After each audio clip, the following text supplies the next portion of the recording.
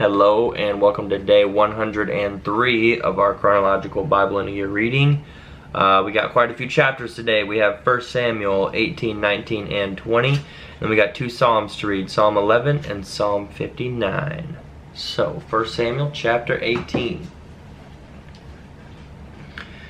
And it came to be, when he had ended speaking to Shaul, that the being of Jehonathan was knit to the being of David, and Jehonathan loved him as his own being. And Shaul took him that day, and would not let him return to his father's house any more. And Jehonathan and David made a covenant, because he loved him as his own being. And Jehonathan took off the robe that was on him, and gave it to David, and his garments, even to his sword, and his bow, and his girdle. And David went out wherever Shaul sent him. He acted wisely, and Shaul appointed him over the men of battle, and it was right in the eyes of all the people, and also in the eyes of Shaul's servants. And it came to be, as they came in, as David was returning from smiting the Pelishite, that the women came out from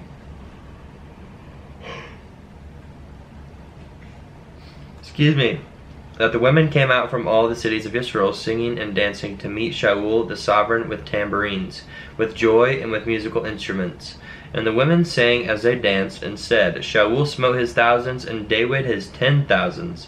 And Shaul was very wroth, and this matter was evil in his eyes. And he said, To David they have given 10,000s, and to me they have given thousands. So what more for him except the rain? And from that day on Shaul eyed David. And it came to be on the next day, that an evil spirit from Elohim came upon Shaul. And he nabu inside the house, which means he prophesied inside the house, while David was playing by his hand as usual. And the spear was in the hand of Shaul. Then Shaul hurled the spear, for he said, Let me smite David even to the wall. But twice David withdrew from his presence. And Shaul was afraid of David, because Yahuwah was with him, but from Shaul he had turned away. Shaul therefore removed him from his presence, and made him his commander over 1,000. And he went out and came in before the people. And David was acting wisely in all his ways, and Yahuwah was with him. Pardon me again for another yawn. Verse 15.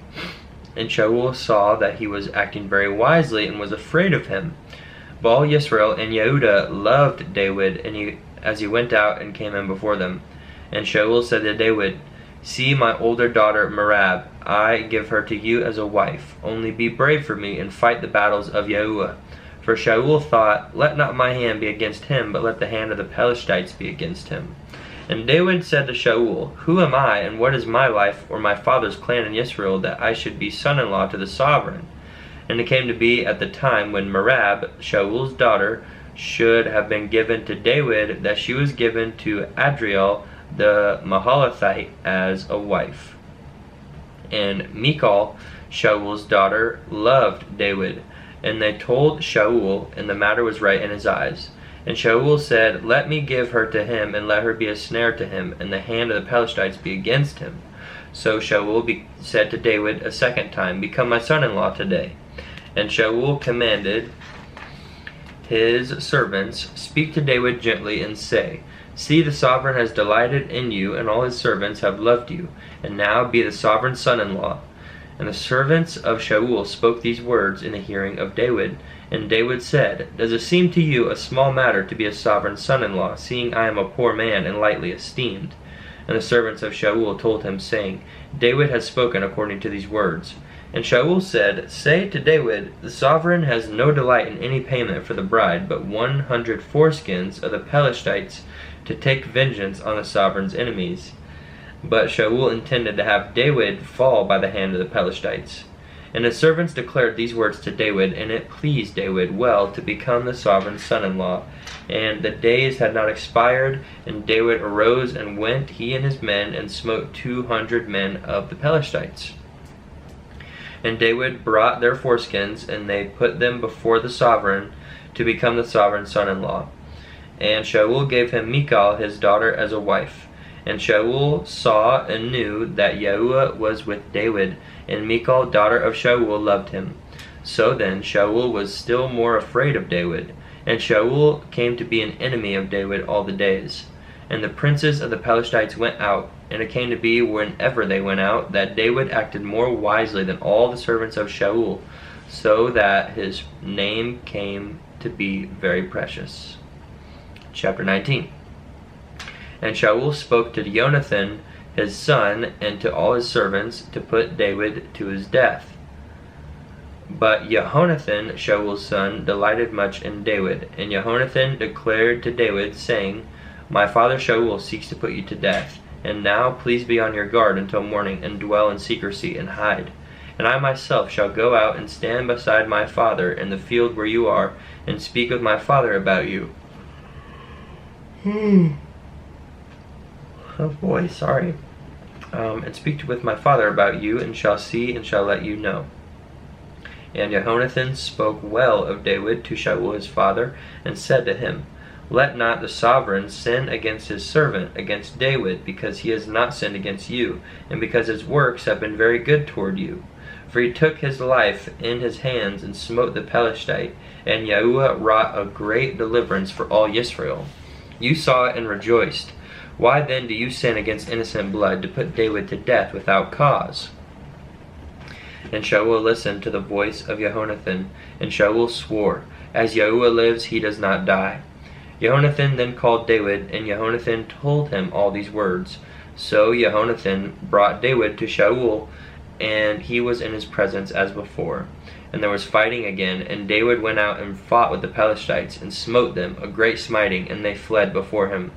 And an evil spirit from Yahuwah came upon Shaul as he sat in his house with his spear in his hand. And David was playing by hand, and Shaul sought to smite the spear through David, and into the wall, but he slipped away from the presence of Shaul, so he smote the spear into the wall. And David fled and escaped that night. And Shaul sent messengers to David's house to watch him and to put him to death in the morning. And Michal, David's wife, informed him, saying, If you do not save your life tonight, tomorrow you are put to death. So Michal let David down through a window, and he went and fled and escaped.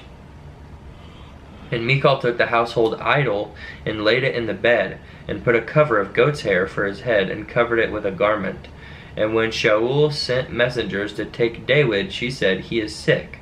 And Shaul sent the messengers back to see David, saying, Bring him up to me in the bed to put him to death. And the messengers came in and saw the household idol in the bed with a cover of goat's hair for his head. Shaul then said to Michal, Why have you deceived me like this, and sent my enemy away so that he escaped? And Michal answered Shaul, He said to me, Let me go, why should I put you to death? Now David fled and escaped, and went to Shemuel at Ramah, and told him all that Shaul had done to him.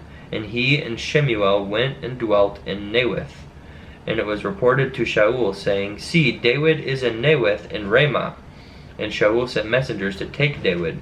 And they saw the assembly of the Nebiim Nabah, which means they saw the assembly of the prophets prophesying. And Shemuel standing as leader over them. And the Ruah of Elohim, which is the spirit of Elohim, came upon the messengers of Shaul, and they also prophesied. And when Shaul was told, he sent other messengers, and they Nabu likewise. So Shaul sent messengers again, at the third time they Nabu also. Then he himself went to Ramah, and came to the great well that is at Seku. And he asked and said, Where are Shemuel and David? And one said, They are in Naioth and Ramah.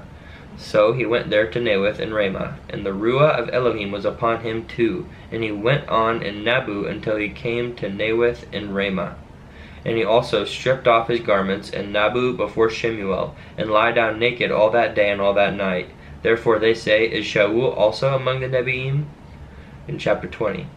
And David fled from Naioth and Ramah, and went and said to Jehonathan, What have I done? What is my wickedness, and what is my sin before your father, that he seeks my life? And Jehonathan said to him, Far be it, you are not going to die. See, my father does no big matter nor small matter without disclosing it to me. And why should my father hide this matter from me? It is not so. And David swore again and said, Your father knows well that I have found favor in your eyes. And he says, Do not let Jehonathan know this, lest he be grieved. But truly, as Yahuwah lives, and as your being lives, there is but a step between me and death. And Jehonathan said to David, Whatever your desire is, I do it for you." And David said to Jehonathan, "See, tomorrow is the new moon, and I ought to sit with the sovereign to eat. But let me go, and I shall hide in the field until the third day at evening. If your father misses me at all, then you shall say, 'David earnestly asked my permission to run over to Bethlehem, his city, for a yearly slaughtering is made there for all the clan.' If he says thus, 'It is well,' your servant is safe. But if he is very displeased, then know that he has resolved to do evil. And you shall show kindness to your servant, for you have brought your servant into a covenant of Yahuwah with you. And if there is wickedness in me, put me to death yourself, for why should you bring me to your father?" And Jehonathan said, "Far be it from you, for if I knew with certainty that my father has resolved that evil is to come upon you, then would I not make it known to you?" And David said to Jehonathan, "Who would make it known to me, or what if your father answers you sharply?" And Jehonathan said to David, "Come, and let us go out into the field." And they both went out into the field. And Jehonathan said to David, "Yahuwah Elohim of Yisrael, when I search out my father sometime tomorrow, or the third day, and see if there is good toward David, and I do not send to you or disclose it to you, so let Yahuwah do so, and much more to Jehonathan. And if it pleases my father to do you evil, then I shall disclose it to you, and send you away, and you shall go in peace. And Yahuwah be with you as he has been with my father. But show me the kindness of Yahuwah, not only while I still live, so that I do not die, and do not cut off your kindness from my house forever. No, not when Yahuwah has cut off every one of the enemies of David from the face of the earth." And Jehonathan made a covenant with the house of David. Yahuwah shall require it at the hand of the enemies of David.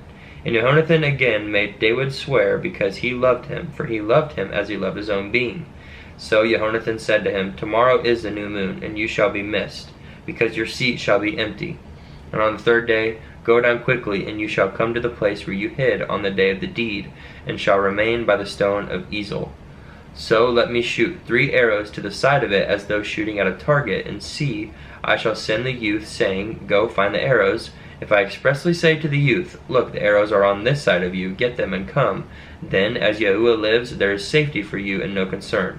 But if I say thus to the youth, 'Look, the arrows are beyond you, go your way, for Yahuwah has sent you away.' And as for the word which you and I have spoken of, see, Yahuwah is between you and me forever." And David hid in the field. And when the new moon came, the sovereign sat down by the food to eat. And the sovereign sat on a seat, as at other times, on a seat by the wall, with Jehonathan standing, and Abner sitting by Shaul's side. But the place of David was empty. But Shaul did not speak anything that day, for he thought, "It is an accident. He is not clean, for he has not been cleansed." And it came to be the next day, the 2nd of the month, that David's place was empty. And Shaul said to Jehonathan his son, "Why has the son of Yishai not come to eat, either yesterday or today?"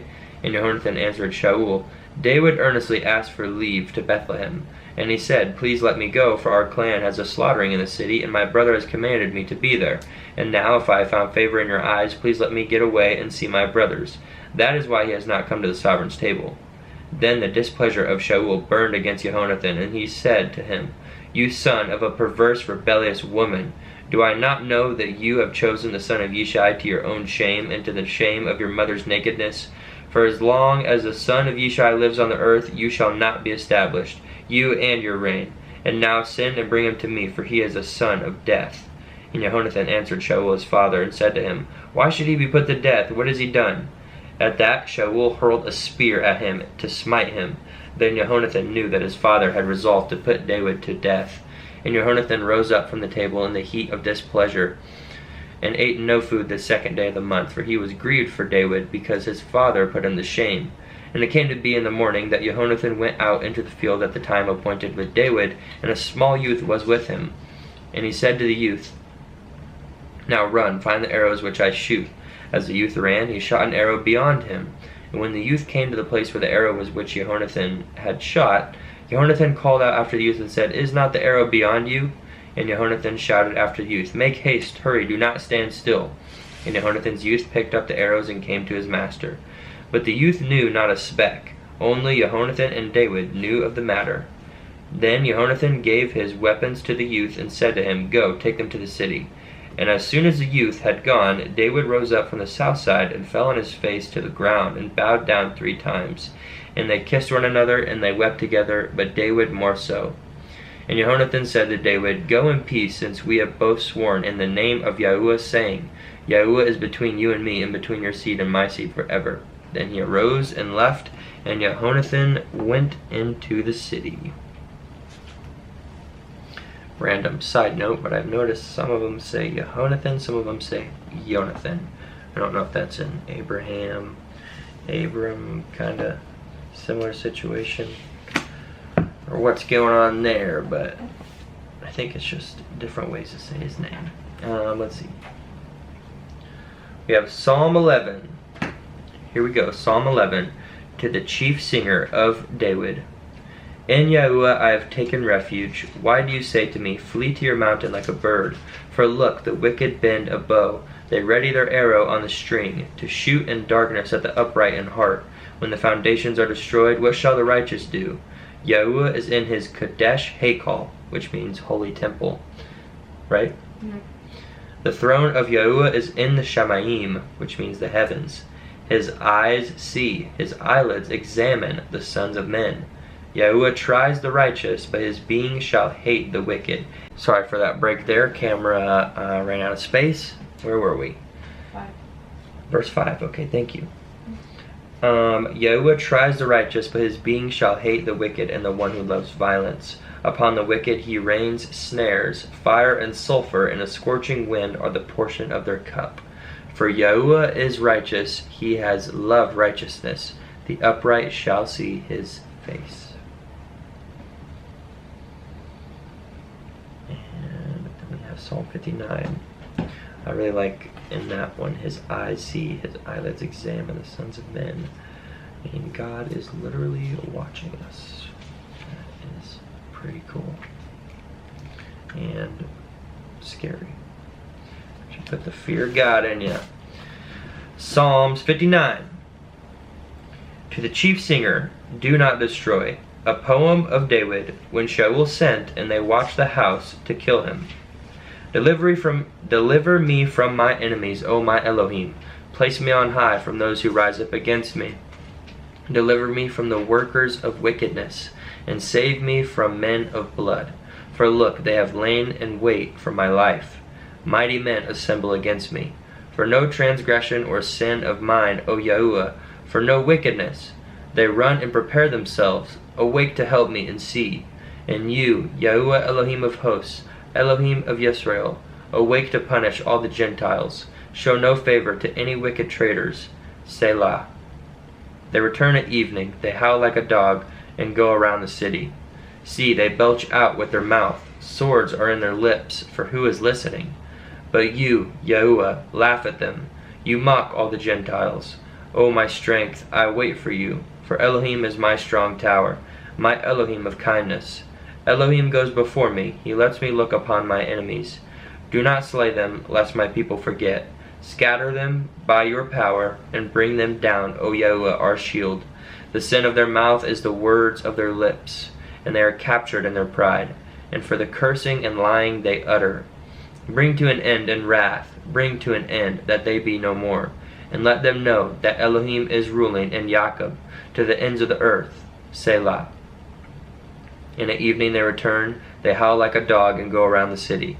They wander up and down for food and wine if they are not satisfied. And I sing of your power. And in the morning I sing aloud of your kindness. For you have been my strong tower and a refuge in the day of my distress. O my strength, to you I sing praises. For Elohim is my strong tower, my Elohim of kindness. I believe that's all we had. Yep, that'll do it for today. So thank you for joining as always. Hope you're reading along, and peace and blessings and love to you. See you in the next one.